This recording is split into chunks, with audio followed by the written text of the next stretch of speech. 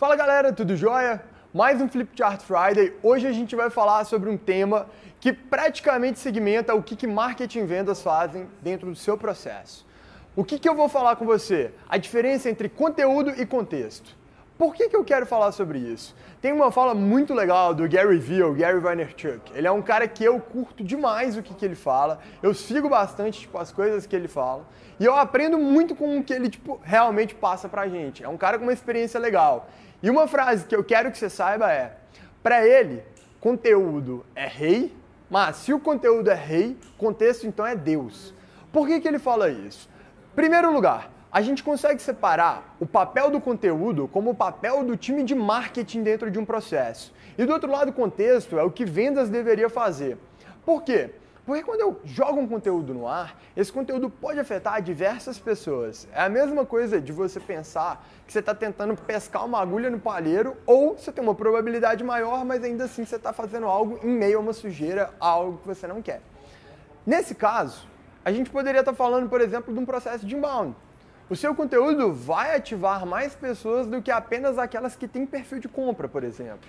Ainda assim, o contexto é o que o vendedor tem quando ele está falando numa relação de um para um, uma relação pessoal. Então, eu posso estar conversando até com um comitê de uma empresa, um comitê que está decidindo sobre uma compra. Ainda assim, eu estou conversando de empresa para empresa, uma relação de um para um. Então, eu estou tratando de resolver problemas específicos daquele cenário. E aí, eu gosto de falar muito, a gente brinca aqui dentro quando a gente vai fazer treinamento do nosso time, que o marketing ele é como se fosse o professor lá, do colégio ou da faculdade. O máximo que ele faz é entender o cenário em que ele está. Qual que é a aula que eu estou dando? É matemática, não é? Então beleza, eu tenho que falar de matemática. Mas espera aí, eu estou falando de matemática para quem? É para a quinta série, para o quinto ano, para o oitavo ano? Então o que eu ensino para esse pessoal?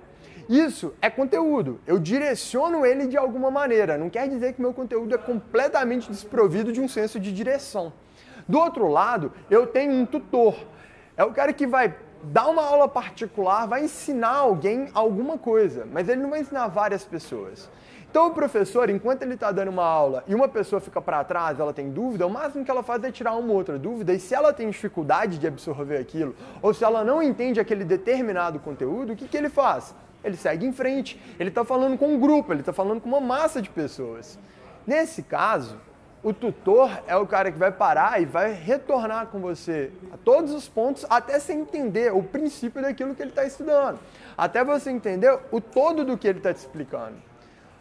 Do outro lado, a gente pode pensar, e acho que isso talvez seja até mais palpável para algumas pessoas. Enquanto você vai na academia, você tem um instrutor, o cara que é pago pela academia para ficar lá olhando todo mundo fazendo um treino dele, mas no final das contas, enquanto você está lá na musculação, pegando pesado ou não, o máximo que ele te faz é te dar uma motivada ou outra, conversar contigo, corrigir um outro problema. Agora, o personal trainer, ele vai fazer o quê? Ele vai fazer uma ficha específica para você, ele vai entender o que ele precisa mudar de acordo até com o seu gosto, e mais do que isso, ele vai te cobrar um pouquinho mais caro. Então, uma entrega de conteúdo apenas, por exemplo, quando eu compro apenas pelo conteúdo, ela tende a ter uma percepção de valor um pouquinho menor do que uma entrega que é contextualizada. Se a gente voltar a alguns pontos que a gente já conversou em outro Flipchart Friday, é praticamente uma diferença entre venda transacional e venda consultiva. O contexto, ele faz parte de uma venda consultiva. Por quê? Porque eu estou personalizando o meu conteúdo para o cenário específico, para o contexto específico daquele meu lead. Fez sentido, não fez? Agora eu quero falar um pouquinho sobre algumas das situações. Por exemplo, a falácia do PPT de vendas. É muito comum a gente ver times de vendas falando assim, cara, eu tenho um PPT matador, um PowerPoint, uma apresentação matadora. Você pode ter um PowerPoint? Pode sim. Mas quais são os PowerPoints mais efetivos dentro de determinados cenários? E por que a gente fala que empresas menores elas precisam de foco? Olha só como é que a gente consegue fazer uma ligação. Se a sua empresa resolve apenas um problema, você só tem que apresentar qual é o problema e qual é a solução. E aí no cenário do lead, você pode trabalhar um pouquinho ou pode fazer ele reconhecer aquele problema. Pronto, você acabou de calibrar o valor que você consegue gerar para ele. Você vai resolver aquele problema, não é? Então se você consegue fazer isso, fechado, a gente já não tem estresse algum.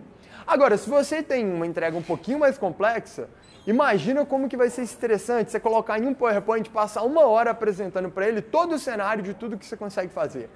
É por isso mesmo que a gente fala que PowerPoint de vendas ele não resolve uma venda. ele te ajuda a direcionar o seu discurso. Você não precisa necessariamente apresentar tudo que está lá dentro, ou pelo menos passar minuciosamente por tudo. Você pode pincelar um outro ponto, mas você vai direcionar para o contexto do seu lead.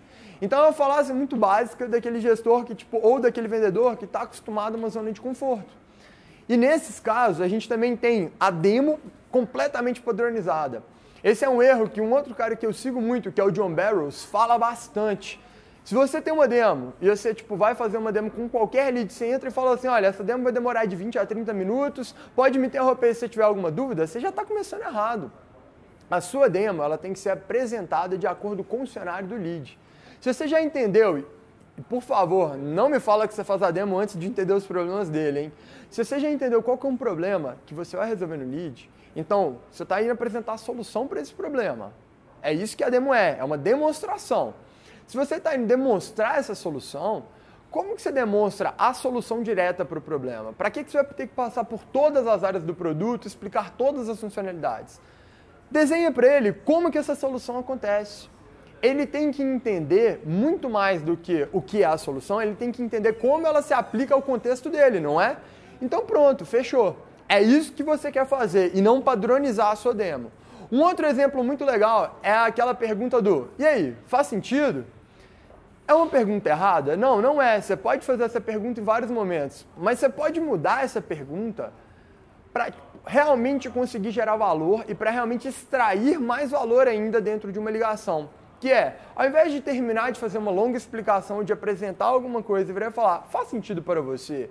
E correr o risco de 50% pelo menos de chance do lead falar sim, mesmo não tendo entendido, e você ter que ficar batendo em cima disso, pergunta para ele, como isso se aplica dentro do seu cenário? Como você vê isso que eu acabei de falar, isso que eu acabei de demonstrar para você, dentro de um cenário de vendas ou dentro de um cenário dentro da sua empresa? Então lembra aquele problema que a gente falou? Como que você vê isso daqui resolvendo aquele problema? Se o lead não souber te explicar é porque não faz sentido. Olha como é que é muito mais legal e olha como que você reforça a jornada de compra dele, de entender como que essa solução vai funcionar lá na frente. Isso também te ajuda a diminuir o churn, porque ele consegue visualizar o que ele vai fazer depois da compra. E vamos pensar, quando você está, por exemplo, comprando um carro, uma das coisas mais legais de imaginar é você dirigindo aquele carro depois. É até por isso que você faz um test drive, você quer ver como é que é dirigir aquele carro depois. Se você não pode dar um test drive para o cara da sua solução, olha como é que é legal você pelo menos fazer ele visualizar como que seria dirigir o seu carro.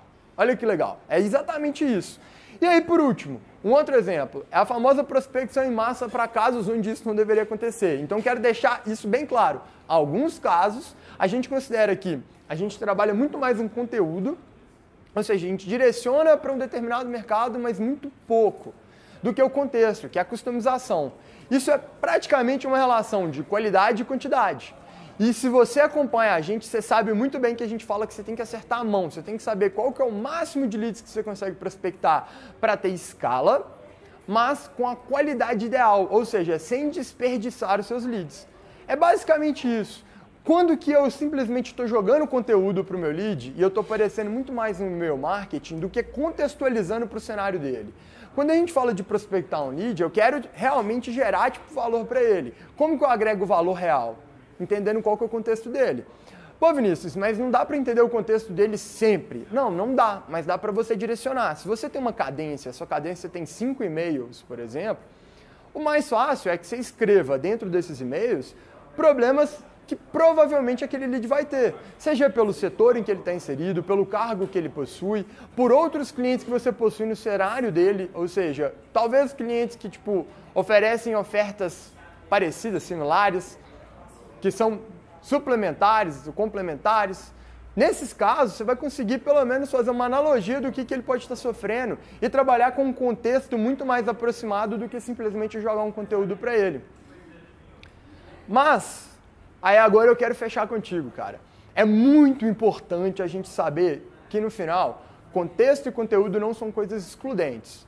Eu posso trabalhar os dois. Você quer um exemplo muito claro de como que você faz isso? A partir do momento que seu time de vendas, ele começa a perceber que existe uma dúvida ou uma demanda por conteúdo no mercado, então toda vez que eu converso com um lead, ele está me pedindo uma resposta e isso tem volume, ou seja, são vários os leads que querem a mesma resposta, eu vou pegar esse conteúdo, ou eu vou pegar um conteúdo e vou produzir um conteúdo, no caso, direcionado para um contexto que é o quê? Escalável. Então, no meu blog, eu tendo a produzir mais conteúdo, caso eu tenha vários leads que têm aquele mesmo problema. Eu trabalho isso muito mais do que nos problemas específicos, nas dores específicas. É isso que a gente tem que entender. Como que eu integro o meu cenário de contexto e conteúdo? Quando que o meu conteúdo é aplicável a um determinado contexto, eu posso utilizar ele como vendedor. Quando eu posso utilizar uma apresentação aplicada a um determinado contexto. E aí, lembrando, quando a gente fala sobre tudo isso, seja PowerPoint, seja tipo o seu processo de prospecção, a sua demo, você pode ter textos padronizados ou trechos padronizados. Você precisa entender aonde você customiza para você calibrar a percepção de valor do lead. E aí, de novo, se você é um vendedor que sabe aplicar bem contexto, provavelmente você é um bom vendedor. E se você é um bom vendedor, saiba que você está aproveitando o que o Gary Vee chama de Deus dentro de um processo comercial. Fechado? Então valeu. Curte aqui, deixa seu comentário falando sobre o que você gostaria que a gente falasse, hein? A gente já tem bastante coisa no nosso roadmap, mas vai ser legal ouvir sua opinião também. Valeu!